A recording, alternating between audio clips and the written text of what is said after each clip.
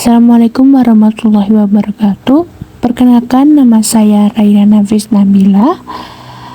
Saya dari program studi ilmu hukum dengan NIM 21107011063. Di sini saya akan mempresentasikan mata kuliah hukum penerbangan yang diampu oleh Bapak Setkon Prabowo SHMH dengan judul Stabilitas Sistem Keuangan Nasional Tetap Terjaga di Tengah Ketidakpastian Ekonomi Global. Sistem keuangan terdiri dari pengertian, fungsi, dan lembaga sistem keuangan. Apa itu sistem keuangan? Sistem keuangan adalah suatu kesatuan yang terdiri atas lembaga jasa keuangan, pasar keuangan, dan infrastruktur keuangan termasuk sistem pembayaran yang berinteraksi dalam memfasilitasi pengumpulan dana masyarakat dan pengalokasiannya untuk mendukung aktivitas perekonomian nasional, serta korporasi dan rumah tangga yang terhubung dengan lembaga jasa keuangan. Yang selanjutnya yaitu lembaga sistem keuangan.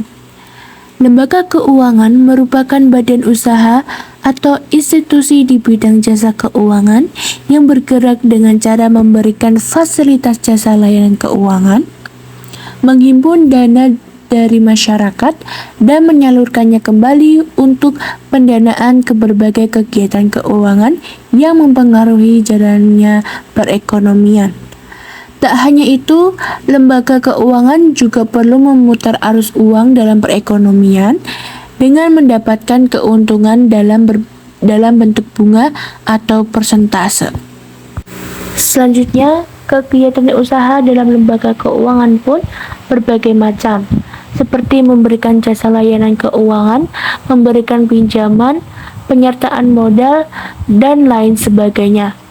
Walaupun demikian, dalam operasionalnya, lembaga keuangan hanya menjalankan salah satu atau dua kegiatan usaha sekaligus. Contoh proses pengumpulan dana yang dilakukan oleh lembaga keuangan yang cukup konvensional antara lain seperti penyediaan layanan penyimpanan dana atau tabungan, dan contoh dari kegiatan proses penyaluran dana yaitu penyediaan jasa pinjaman atau yang dinamakan kredit. Pendirian sebuah lembaga keuangan juga harus mengikuti prosedur menurut undang-undang yang berlaku. Otoritas jasa keuangan dan lembaga lainnya perlu ikut memberikan pengawasan terhadap kegiatan di berbagai lembaga keuangan. Pengawasan dan regulasi yang ketat diperlukan untuk menciptakan bisnis jasa keuangan yang sehat untuk masyarakat.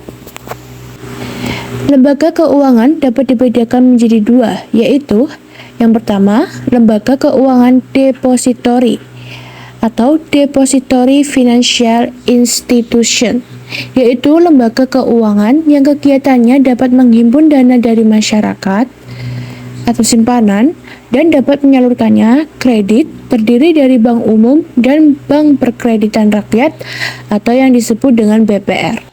Yang kedua, lembaga keuangan bukan bank atau non-depository financial institution, yaitu lembaga keuangan yang kegiatannya tidak dapat menghimpun dana secara langsung dari masyarakat dalam bentuk simpanan, terdiri dari perusahaan pembiayaan, model ventura, dan penggadaian asuransi, dana pensiun, dan perusahaan efek. Kedua lembaga tersebut berperan sebagai perantara keuangan atau financial intermediation antara kelebihan dana dan pihak yang kekurangan dana. Yang selanjutnya yaitu ada pasar keuangan. Pasar keuangan adalah platform tempat individu, bisnis, dan pemerintah membeli dan menjual aset keuangan. Dan berikut ini ada macam-macam pasar keuangan, yaitu pasar saham itu untuk perdagangan saham perusahaan. Ada juga pasar obligasi, yaitu untuk perdagangan surat utang. Dan juga ada pasar komoditas untuk memperdagangkan komoditas seperti emas, minyak, dan lain-lain.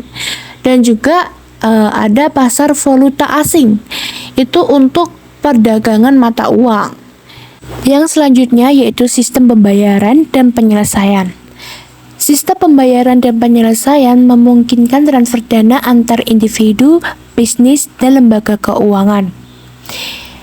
Ini memfasilitasi clearing dan penyelesaian transaksi, memastikan bahwa dana ditransfer dengan aman dan efisien.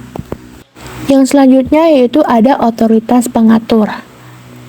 Badan pengatur pemerintah atau independen mengatur semua sistem keuangan. Otoritas ini menetapkan peraturan dan regulasi untuk memastikan stabilitas, transparansi, dan keadilan pasar keuangan dan lembaga. Selain itu, otoritas pengatur ini melindungi konsumen dan investor dari penipuan, perilaku buruk, dan pengambilan risiko berlebihan. Yang selanjutnya yaitu ada Bank Sentral. Bank sentral adalah otoritas moneter suatu negara dan terkadang sekelompok negara. Mereka bertanggung jawab untuk merumuskan dan melaksanakan kebijakan moneter, pengendalian jumlah uang beredar, dan menjaga stabilitas sistem keuangan. Bank sentral juga bertindak sebagai pemberi pinjaman pilihan terakhir untuk menyediakan likuiditas selama tekanan keuangan. Yaitu selanjutnya ada infrastruktur keuangan. Infrastruktur keuangan merupakan sistem teknologi yang mendukung kelancaran fungsi sistem keuangan. Beberapa contoh infrastruktur keuangan mencakup sistem perbankan elektronik, platform perdagangan, sistem clearing dan penyelesaian, jaringan kartu kredit, dan banyak lagi. Dan selanjutnya ada jasa keuangan. Berbagai layanan yang ditawarkan oleh lembaga keuangan seperti pinjaman, simpanan, layanan pembayaran, layanan investasi, layanan asuransi, layanan konsultasi keuangan, dan layanan manajemen risiko disebut dengan layanan keuangan. Yang selanjutnya itu ada fungsi sistem keuangan, yang dimana fungsi sistem keuangan yaitu adanya intermediasi. Dan intermediasi itu merupakan sistem keuangan yang berperan sebagai perantara antara penabung dan peminjam yang menyalurkan dana dari pihak yang mempunyai kelebihan dana atau penabung kepada pihak yang membutuhkan dana atau peminjam. Proses intermediasi ini memfasilitasi alokasi modal yang efisien dan mendorong pertumbuhan ekonomi. Dan selanjutnya itu ada mobilisasi tabungan. Mobilisasi tabungan ini sistem keuangannya menyediakan mekanisme bagi individu dan bisnis untuk menyimpan uang dan mendapatkan keuntungan dari tabungan mereka melalui bank, dana investasi, dan lembaga keuangan lainnya. Dan selanjutnya tabungan dikumpulkan dan disediakan untuk investasi produktif. Yang selanjutnya itu ada manajemen risiko. Manajemen risiko itu merupakan sistem keuangan yang menawarkan serangkaian alat dan instrumen manajemen risiko seperti asuransi, derivatif, dan strategi lindung nilai. Mekanisme ini membantu individu dan dunia usaha itu memitigasi risiko yang terkait dengan fluktuasi suku bunga, nilai tukar, harga komoditas, dan ketidakpastian pasar lainnya. Yang selanjutnya itu ada penemuan harga. Pasar keuangan itu menyediakan platform untuk memperdagangkan instrumen keuangan, itu memungkinkan pembeli dan penjual untuk menentukan harga wajar berdasarkan dinamika penawaran dan peminatan. Proses penemuan harga ini memastikan transparansi dan efisiensi dalam penilaian aset dan memfasilitasi alokasi sumber daya yang efisien. Yang selanjutnya yaitu ada kemudahan pembayaran. Kemudahan pembayaran itu merupakan sistem keuangan yang memungkinkan transfer dana yang lancar dan aman antara individu, bisnis, dan institusi. Mereka menyediakan sistem pembayaran seperti transfer dana elektronik, kartu kredit, dan dompet digital, yang tentu memfasilitasi penyelesaian transaksi dan mendukung kegiatan ekonomi. Dan selanjutnya itu ada sistem keuangan Indonesia. Sistem keuangan di Indonesia terdiri dari 3 sistem.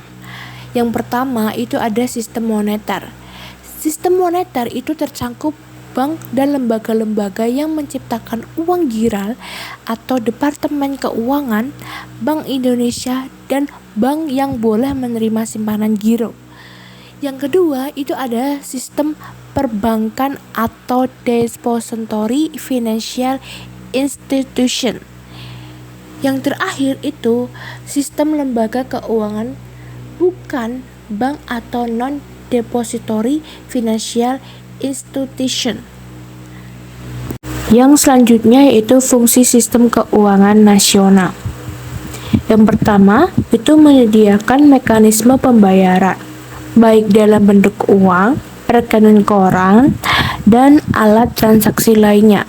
Yang kedua, menyediakan kredit, menyiapkan pembiayaan untuk mendukung pembelian barang, jasa, dan membiayai modal. Yang ketiga, penciptaan uang, dimungkinkan melalui penyediaan kredit dan lalu lintas pembayaran. Selanjutnya yaitu ada stabilitas sistem keuangan. Stabilitas sistem keuangan atau SSK itu belum memiliki definisi yang baku atau belum diterima secara internasional. Oleh karena itu, muncul beberapa definisi mengenai SSK yang pada intinya mengatakan bahwa sesuatu sistem keuangan itu memasuki tahap baik stabil pada saat sistem tersebut telah membahayakan dan menghambat kegiatan ekonomi. Yang artinya itu stabilitas sistem keuangan dapat dipahami dengan melakukan penelitian terhadap faktor-faktor yang dapat menyebabkan instabilitas di sektor keuangan. Ketidakstabilan sistem keuangan dapat dipicu oleh berbagai macam penyebab dan gejolak. Hal ini umumnya merupakan kombinasi antara kegagalan pasar, baik karena faktor struktural maupun perilaku. Kegagalan pasar itu sendiri dapat bersumber dari eksternal atau internasional dan internal atau domestik. Resiko yang sering menyertai kegiatan dalam sistem keuangan ini antara lain yaitu resiko kredit, resiko likuiditas, resiko pasar, dan resiko operasional.